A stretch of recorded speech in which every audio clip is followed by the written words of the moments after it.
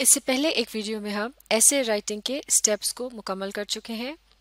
اب ہم انہی سٹیپس کو سامنے رکھتے ہوئے ایک ٹاپک پر ایسے لکھنے کا طریقہ سیکھیں گے، اور اب یہاں جس ٹاپک کو ہم استعمال کر رہے ہیں اسی کو ہی ہم نے سٹیپس والی ویڈیو میں بھی ڈسکس کیا تھا، اور یہ ٹاپک ہے should animals be kept in zoos.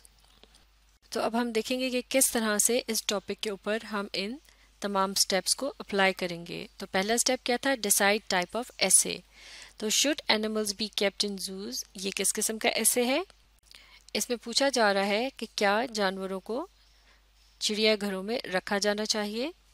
تو اب یہ اس قسم کا ٹاپک ہے کہ یا تو اس کے حق میں یا پھر اس کی مخالفت میں بھی لکھا جا سکتا ہے، اور یا پھر اس کے دونوں ہی پہلوؤں پر روشنی ڈالی جا سکتی ہے، اور پھر فیصلہ کیا جا سکتا ہے کہ ان میں سے کون سی بات درست ہے۔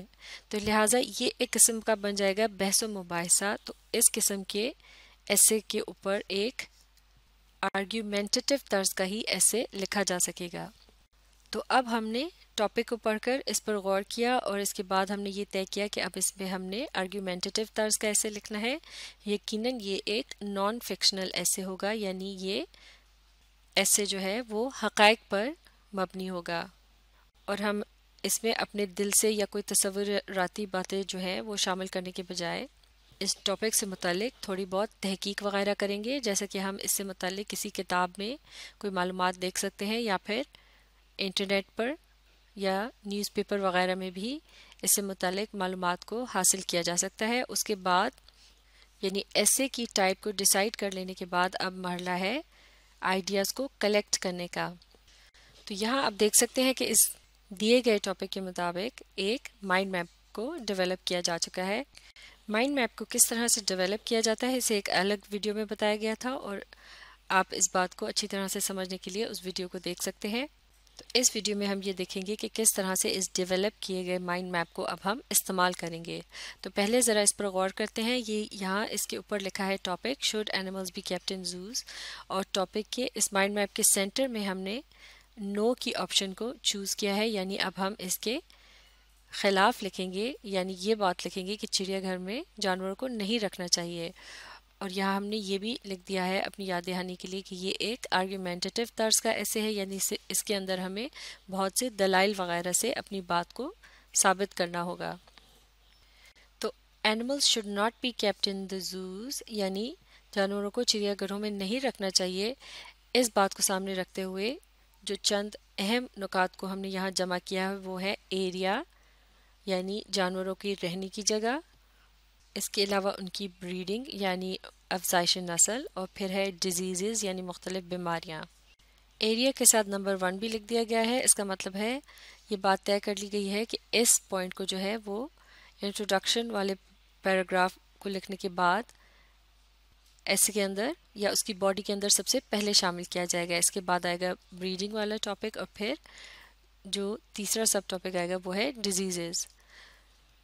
تو اس مائنڈ میپ کو ڈیولپ کرتے وقت ہر سب ٹاپک کے ساتھ اس کے سپورٹنگ آئیڈیاز کو بھی لکھ دیا گیا ہے، یعنی جب یہ مائنڈ میپ ڈیولپ کیا جا رہا تھا تو ہر سب ٹاپک سے متعلق جو بھی آئیڈیاز ذہن میں آ رہے تھے جو کہ اس کی سپورٹ کر رہے ہیں، یا آگے چل کر جب ایسے میں انہیں پیراگراف کی شکل دی جائے گی تو یہ پوائنٹس جو ہیں ان کی مدد سے اس سب ٹاپک کو ایکسپلین کیا جا سکے گا۔ جیسے کہ یہاں ایریا سے متعلق لکھا ہے کنفائنڈ، یعنی وہ بہت تنگ ہوتا ہے۔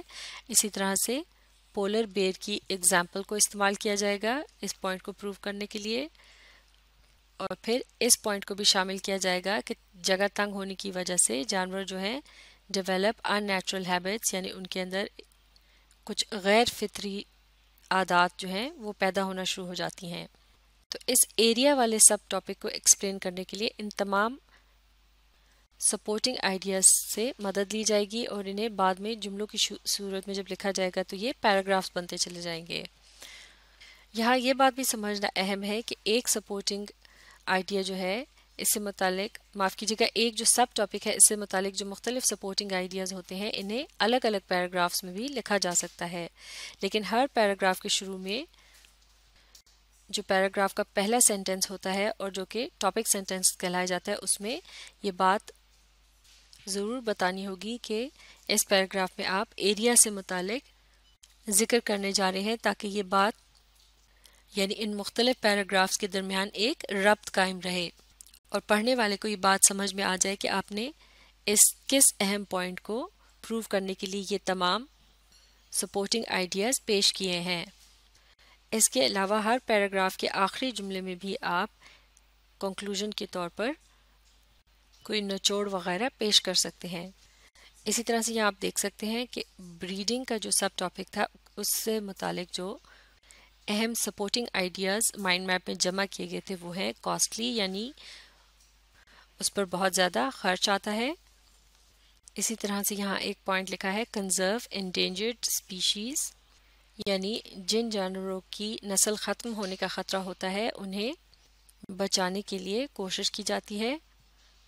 اور پھر یہاں انسکسیسفل کا لفظ لکھا ہے، یعنی یہ تجربے ناکام رہے ہیں۔ تو یہاں یہ اشارہ موجود ہے جسے آگے چل کر تفصیل میں پیراگراف اور جملوں کی صورت میں لکھا جائے گا۔ اسی طرح سے ڈیزیزز کا جو سب ٹاپک ہے اس سے متعلق جو اہم سپورٹنگ آئیڈیاز ہیں وہ بھی یہاں موجود ہیں، جیسے کہ ڈیتھ، ایلنسز یعنی جانوروں کی اموات اور پھر ان کی بیماریاں۔ اسی طرح سے یہاں خاص ایگزامپلز بھی استعمال کی جائیں گی، تو ان کی طرف بھی اشارہ دینے کے لیے یہاں اشارتاً کچھ الفاظ لکھ دیے گئے ہیں، جیسے کہ ایلیفنٹ، ہرپیز ایگزامپل، اور اسی طرح سے لنکس، یہ بھی ایک قسم کا جانور ہے، اس کی ایگزامپل۔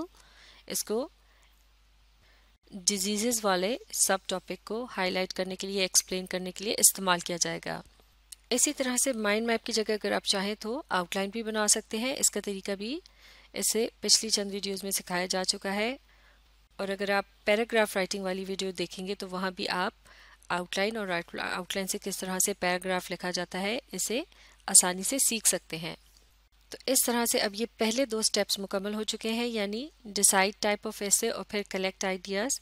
اس میں مائنڈ میپ کو تفصیل سے جو ڈسکس کیا گیا ہے اس سے آپ کو اندازہ ہو گیا ہوگا کہ اب آگے چل کر ہم نے کیا کرنا ہے۔ تو اب تیسرے نمبر پر آئے گا اسٹیپ انٹروڈکشن لکھنے کا۔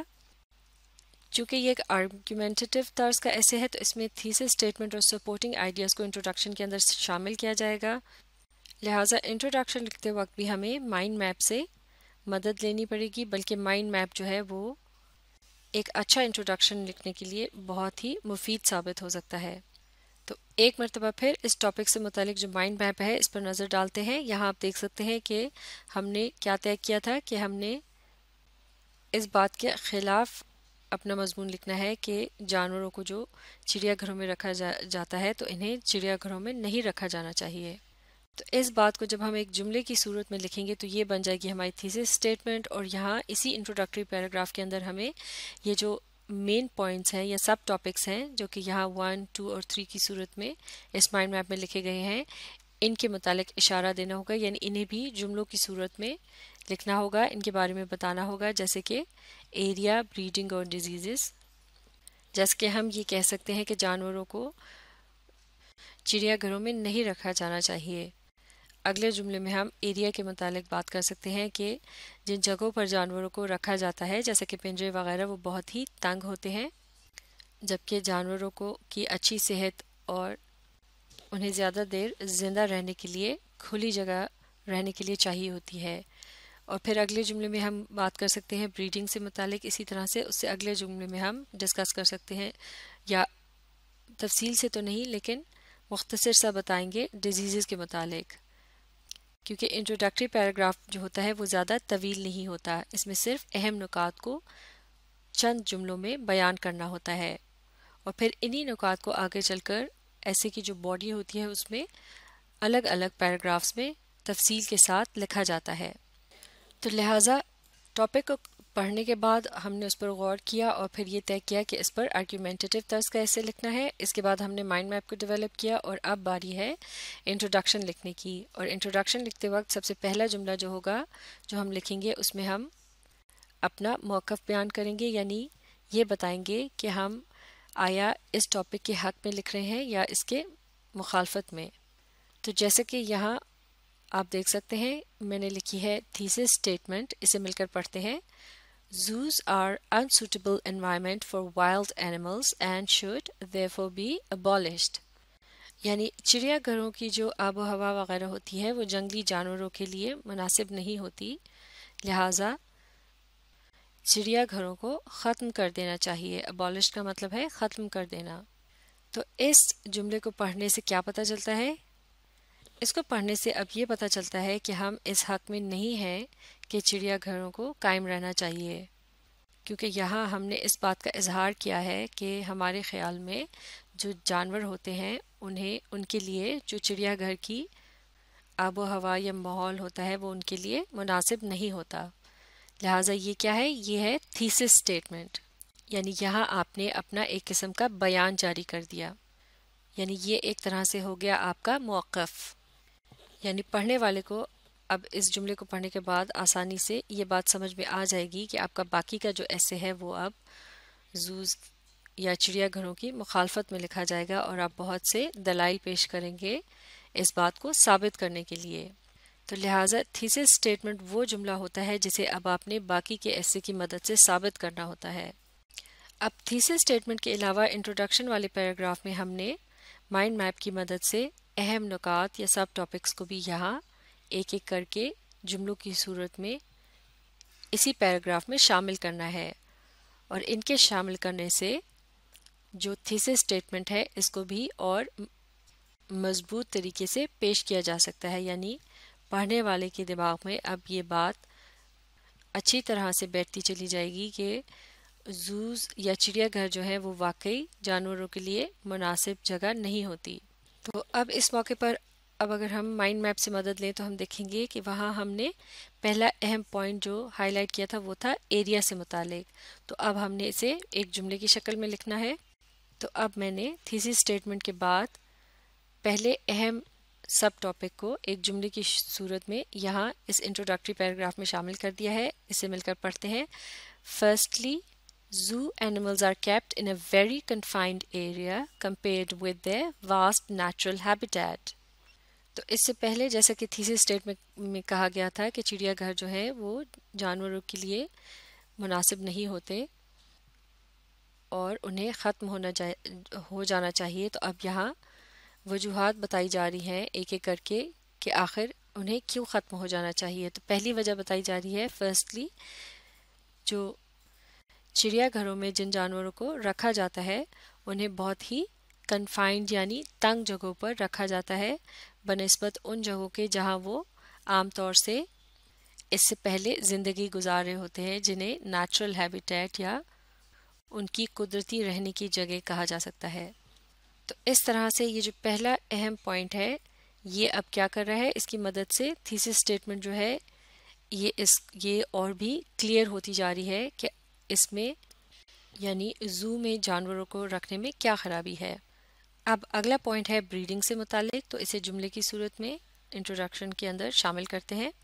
تو اب یہاں آپ دیکھ سکتے ہیں کس طرح سے بریڈنگ والے پوائنٹ کو بھی اس انٹروڈکشن میں شامل کر لیا گیا ہے. مل کر اسے پڑھتے ہیں. Secondly, breeding programmes are far less successful than zoos claim. یعنی دوسری بات یہ ہے کہ افزائشی نسل کے جو مختلف پروگرام وغیرہ ہوتے ہیں وہ اس سے کئی گنا کم کامیاب ہیں جتنا کہ ان کے متعلق زو والے جو ہیں وہ دعویٰ کرتے ہیں. تو آپ دیکھ سکتے ہیں کس طرح سے اب یہ دوسرے پوائنٹ کے شامل ہونے کے بعد تھیسس اسٹیٹمنٹ کو مزید مضبوطی مل رہی ہے, یعنی اس کے حق میں مزید دلائل آتے جا رہے ہیں.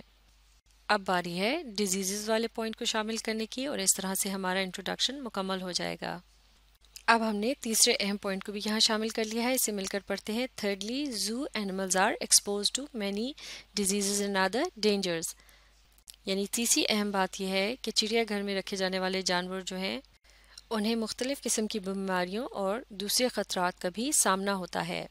تو لہٰذا آپ نے دیکھا کہ یہاں انٹروڈکٹری پیراگراف جو ہے وہ مکمل ہو چکا ہے. کس طرح سے اس میں سب سے پہلے تھیسس اسٹیٹمنٹ کو شامل کیا گیا, اس کے بعد مائنڈ میپ کی مدد سے جو اہم نکات تھے یا سب ٹاپکس تھے انہیں ایک ایک کر کے جملوں کی صورت میں شامل کر لیا گیا, اور اس طرح سے مکمل ہو گیا انٹروڈکشن.